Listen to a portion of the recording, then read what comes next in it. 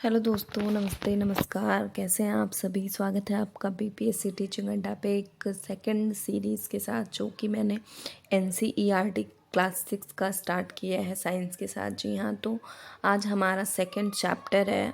Chapter का नाम है आप थंबनेल में देखेंगे, भोजन के घटक। जी हाँ, भोजन के घटक क्या क्या होते हैं जो हमारे लिए बहुत ही ज़्यादा इम्पोर्टेंट है। तो देर नहीं करते हुए हम सेशन को स्टार्ट करते हैं दोस्तों। तो चैप्टर 2 आपका ये है। पहले हमारा आता है संतुलित भोजन। जी हाँ, संतुलित भोजन क्या है? ऐसा भोजन जिसमें हमारे शरीर की उचित वृद्धि एवं विकास के लिए सभी आवश्यक पोषक पदार्थ, खाद्य रेशे व जल पर्याप्त मात्रा में होते हैं, उनको हम संतुलित भोजन करते हैं। जी हाँ, हमारे जिस भोजन में पोषक पदार्थ होते हैं, खाद्य रेशे होते हैं, जल होते हैं, इनको हम संतुलित भोजन कहते हैं। जैसा कि आप देख रहे हैं, हम थोड़ा सा यहाँ पे यूज़ करते हैं अपने पेन का। पोषक पदार्थ हो गया हमारा, खाद्य रेशा हो गया, जल। जिस भोजन में ये पर्याप्त मात्रा में पाए जाते हैं उनको हम संतुलित भोजन कहते हैं। अगर ये नहीं है तो आपका भोजन संतुलित नहीं हो सकता है और हमारे शरीर के लिए फ़ायदेमंद नहीं हो सकता है। ठीक है, तो वैसे तो हम खाते तो बहुत सारी चीज़ें हैं, पर ये जो आपका संतुलित भोजन है, हम इसी को कहते हैं मेनली। ठीक है, फिर हम आते हैं कि ठीक, पोषक पदार्थ। अब पोषक पदार्थ अगर ये सब हमारे भोजन में मिलते हैं तो मतलब कि हमारा भोजन बहुत ही बेटर है हमारे शरीर के लिए। अब पोषक पदार्थ में क्या क्या आते हैं हम देखते हैं। कार्बोहाइड्रेट, वसा, विटामिन, प्रोटीन, खनिज, लवण। ठीक, ये सब सारी चीज़ें, कार्बोहाइड्रेट हो गया, वसा हो गया, विटामिन हो गया, प्रोटीन, खनिज, लवण, ये पोषक पदार्थ में आते हैं जो कि हमारे भोजन में पाए जाते हैं। आप देखेंगे एक एक लाइन में आपका क्वेश्चन बनेगा यहाँ इस चैप्टर से। ठीक है, फिर खाद्य रेशे, जैसे आप देख रहे हैं, खाद्य रेशे क्या है? इसको हम रुक्षांश भी कहते हैं। ठीक है, तो खाद्य रेशे होते हैं रेशेदार फल, आपके जैसे साग हो गए, आम हो गया, संतरा हो गया, फल हो गए, या अनाज भी रेशेदार होते हैं। इनको हम खाद्य, ये हमारे शरीर के लिए बहुत आवश्यक है। ठीक है, बहुत ज़्यादा। फिर जल तो जानते ही हैं, जल ही जीवन है, is the most important part of my life. Okay, फिर ये सब सारी चीज़ें होती हैं। फिर आपको आशा करती हूँ समझ में आया होगा कि संतुलित भोजन क्या है एंड संतुलित भोजन में क्या क्या पाए जाते हैं, और जिसमें से आपका एक इम्पॉर्टेंट पोषक पदार्थ है। पोषक पदार्थ किसको कहते हैं या उसमें क्या पाए जाते हैं, आपने इतना जाना। ठीक है, अब सबसे बड़ा समस्या आता है कि मैम हमने तो कार्बोहाइड्रेट का नाम सुना, प्रोटीन का सुना, वसा का सुना, पर हम जानेंगे कि कैसे इसमें कार्बोहाइड्रेट है कि नहीं है, इस तरह से हमें कैसे पता चलेगा। ठीक है, आगे हम आते हैं। बहुत इम्पॉर्टेंट टॉपिक है दोस्तों, ये जो मैं बताने जा रही हूँ अभी बहुत ज़्यादा इम्पॉर्टेंट है। पहला आपका कार्बोहाइड्रेट आता है। ओके, कार्बोहाइड्रेट, शर्करा और स्टार्च दोनों आते हैं। तो मैं आपके सिलेबस के अकॉर्डिंग चलती हूँ। आपके इसमें स्टार्च है टॉपिक में कि स्टार्च आपको पढ़ना है। ठीक है, स्टार्च को हम कैसे, आपको कार्बोहाइड्रेट स्टार्च को हम कैसे पता करेंगे कि कैसे ये पाया जाता है कि नहीं पाया जाता है। तो आइए हम इसके कुछ एक्सपेरिमेंट, कुछ जांच करते हैं। ठीक है, आप देख रहे हैं कि मैंने एक टेढ़ा मेढ़ा सा आलू बनाया है, तो आलू तो हम कैसे भी बना सकते हैं, चलता है। ओके, ये आपके पोटैटो है। आलू, आलू हम लेंगे, आप एक्सपेरिमेंट करेंगे इसको ज़रूर। आलू लेंगे, आलू को हम फिर काट देंगे। यहाँ पे काटा है आलू। आलू काटने के बाद, पोटैटो काटने के बाद, उसका जो बीच का सरफेस निकल के आएगा, फिर जब वो बीच में होगा वो आपका सरफेस बन जाएगा। उस वाइट वाले पार्ट पे या येलोइश पार्ट जो होता है, उस पे हम क्या करेंगे, क्या करेंगे आप बताइए। आयोडीन ड्रॉप, आयोडीन का एक बूंद डालेंगे हम। ठीक, आप समझेंगे, आयोडीन का हम बूंद डालेंगे। तो आपका क्वेश्चन यही बन जाता है कि किसका बूंद डालते हैं। ठीक, अब जब आप आयोडीन का ड्रॉप अपने आलू पे डालेंगे तो देखेंगे, पाएंगे कि आपका आलू का जो मतलब भाग है वो काला और नीला पड़ जाता है। ठीक, ये काला और नीला, दैट्स मीन कि उसमें स्टार्च, कार्बोहाइड्रेट पाया जा रहा है। ओके, आप बहुत ही ध्यान से ये चीज़ें सुनेंगे, ठीक है। अब आलू काला और नीला पड़ जाता है, इसी को हम स्टार्च, पता चलेगा इसमें स्टार्च कार्बोहाइड्रेट है, ठीक है। कार्बोहाइड्रेट का नाम ही स्टार्च होता है, जहाँ पे हम जो पढ़ रहे हैं तो वो आपका स्टार्च उसमें पाया जाता है। ये आपकी कार्बोहाइड्रेट की जांच हो गई। आशा करती हूँ ये आपको समझ आया होगा। आगे चलते हैं हम अब प्रोटीन की जांच हम कैसे करेंगे। ओके, फिर हम इसमें क्या करेंगे, हम लेंगे कॉस्टिक सोडा और कॉपर सल्फेट, ठीक है, दोनों को। कॉस्टिक सोडा, साथ ही साथ इसका फॉर्मूला इम्पॉर्टेंट है, बहुत ज़्यादा एग्जाम में डायरेक्टली पूछ उठता है। तो कॉस्टिक सोडा NaOH और कॉपर सल्फेट CuSO4, ठीक है। फिर हम चलते हैं कि इसका विलयन लेते हैं। उसके बाद हम क्या करेंगे, एक अंडा लेंगे, अंडा, ठीक है, अंडा, ये एग हो गया, इसको लेंगे, उबाल लेंगे। ओके, उबालने के बाद क्या करेंगे, हम एक बीकर लेंगे, जैसा कि आप बीकर जानते होंगे ये है। उसमें हम क्या करेंगे, अंडा का कुछ भाग, उबले हुए अंडे का कुछ भाग रखेंगे। फर्स्ट स्टेप आपका ये होता है। सेकेंड, उसमें हम जल थोड़ा सा डालेंगे, जल डाला, H2O, जल का फॉर्मूला। फिर हमने 2 ड्रॉप CuSO4 मीन्स ये कॉपर सल्फेट की 2 बूंद डाली, याद रखना बूंद, 2 बूंद। एंड कास्टिक सोडा NaOH का 10 बूंद डाला, मैंने लिख दिया है, इसको आप ध्यान देना।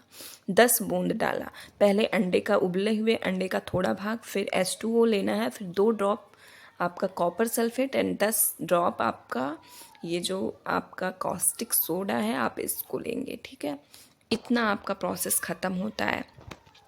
अब हम आते हैं कि आपका कलर जो है वो हो जाएगा बैगनी इसका, ठीक है। अब बैगनी कलर आया, दैट्स मीन कि आपका इसमें प्रोटीन पाया जाता है। जैसा कि जानते हैं अंडे रिच होता है प्रोटीन में, प्रोटीन रिच है बहुत ज़्यादा अंडा, ठीक है। तो हमने 2 जांच कर ली, बहुत ही अच्छा लगा हुआ, आशा करती हूँ आप एक एक लाइन मतलब बूंद तक आपको याद करना, एग्ज़ाम में पूछा जाता है। ओके, फिर हम आते हैं वसा पे। वसा आपका थर्ड पार्ट हो गया। वसा तो सिंपली आप जानते ही होंगे, जैसे आप ये एग्ज़ाम्पल लीजिए, आप कभी ले गए होंगे स्कूल में टिफ़िन बॉक्स, या फिर आपने कागज़ रखा होगा, क्या इको पेपर जो आता है वही रखा होगा, उसमें आपने देखा होगा कभी कभी सब्जी उस पे लग गई या हमारी रोटी पे जो घी है वो लग गया, तो हमें पता चलता है कि इस चीज़ में वसा है। तो ये सिंपल सा वसा का आपका एक्सपेरिमेंट हो गया, ठीक है। अब हम जो ये भोजन के घटक हैं हम देखते हैं कि इसका कार्य क्या है और कैसे ये काम करता है, ठीक है। तो फर्स्ट आप देख रहे हैं कार्बोहाइड्रेट, क्या हो गया, कार्बोहाइड्रेट। तो ये ऊर्जा देता है, ठीक है, ऊर्जा देता है। और जैसे केला हो गया, गेहूं हो गया, चावल हो गया। ओके, सिंपल आया समझ में।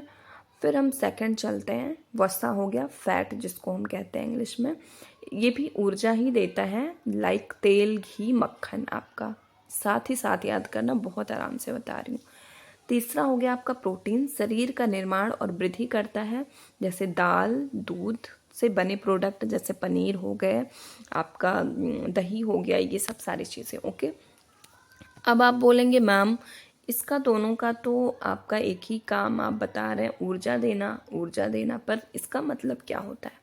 देखिए, कार्बोहाइड्रेट आपको इंस्टेंट एनर्जी देता है, मतलब कि तुरंत, जैसे आपको भूख लगी, आपने एक टॉफ़ी या खा लिया, फिर आपको तुरंत एनर्जी आ गई, ठीक है, जल्दी एनर्जी देता है, इंस्टेंट, ठीक है। पर जो वसा है वो आपको देर में एनर्जी देता है, ठीक है। वसा आपको बहुत ही टाइम लगता है, आपने खाया तुरंत आपको एनर्जी नहीं देगा, दोनों में डिफरेंस ये है। ओके, फिर हम आते हैं कि प्रोटीन शरीर का निर्माण करता है, वृद्धि करता है। ओके, जैसे कि आपके दालें, दूध हो गया प्रोडक्ट, दूध से बने प्रोडक्ट, पनीर, दही, ये सब हो गई सारी चीज़ें, ठीक है। कुछ चीज़ें जो दूध से बनी होती हैं वो हमें प्रोटीन देती हैं। तो प्रोटीन बहुत इंपॉर्टेंट है। और मेन चीज़ वो दाल में सोयाबीन आप देखेंगे वो भी प्रोटीन रिच होता है। दाल, अरहर दाल, मूंग दाल, या जो भी दाल, चना दाल, बहुत ही ज़्यादा इम्पॉर्टेंट है प्रोटीन के लिए, ठीक है। फिर हम आगे चलते हैं विटामिन। अब विटामिन क्या करता है, आपके शरीर की रक्षा करता है। रक्षा करना मैंने लिखा होगा, मतलब कि रक्षा करने का मतलब आप ये मत समझना कि चोर से, डाकू से एट्सेट्रा। आपका रक्षा करता है, आपके शरीर की रक्षा करता है विटामिन। जी हाँ, तो विटामिन में हम देखते हैं कि विटामिन क्या है, कितने होते हैं, कैसे हमें प्राप्त होते हैं। तो हम देखते हैं आपका विटामिन ए।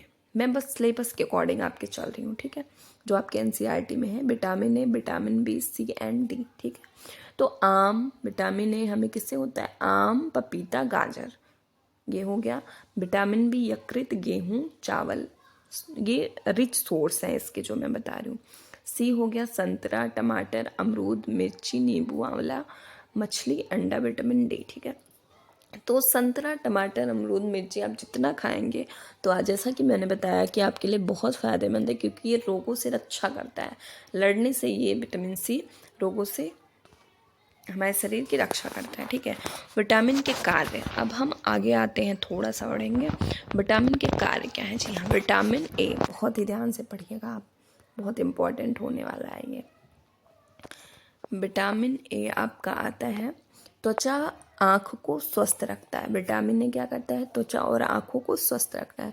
तो जी हाँ, हमें विटामिन ए की चीज़ें खानी चाहिए आँखों की स्वस्थ रखने के लिए।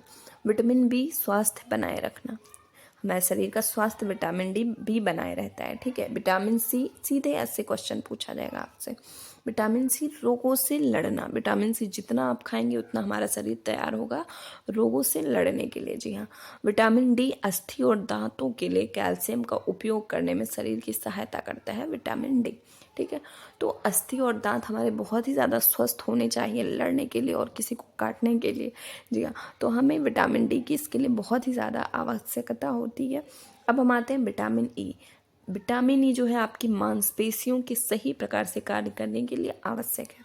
विटामिन ई हमारी जो मांसपेशियां हैं उनको सही से कार्य करने के लिए हमें विटामिन ई की आवश्यकता होती है। फिर आता है विटामिन के, रक्त का थक्का जमाना। जी हाँ, विटामिन के बहुत इम्पॉर्टेंट है हमारे रक्त के थक्का जमाने के लिए, ठीक है।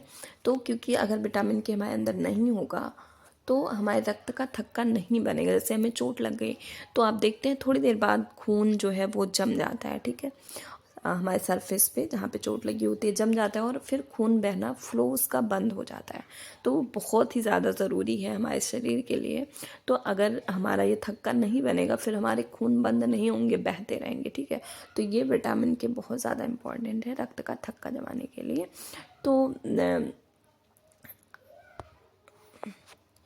तो दोस्तों आज की ये मेरी क्लास थी, आशा करती हूँ आप लोगों को बहुत ही अच्छा लगा होगा। और ये सीरीज़ हम एनसीईआरटी की शुरू किए हैं बीपीएससी टीआरई के व्यू से, बहुत ज़्यादा इम्पॉर्टेंट है। वो भी आपका ये zoology part, biology part, botany part जो भी है बहुत ज़्यादा इम्पॉर्टेंट है। तो आज के लिए बस इतना ही। आप लोग चैनल को सब्सक्राइब कीजिएगा, अगर लाइक करिएगा, और अगर अच्छा लगा होगा तो प्लीज़ कॉमेंट करिएगा। ओके, धन्यवाद।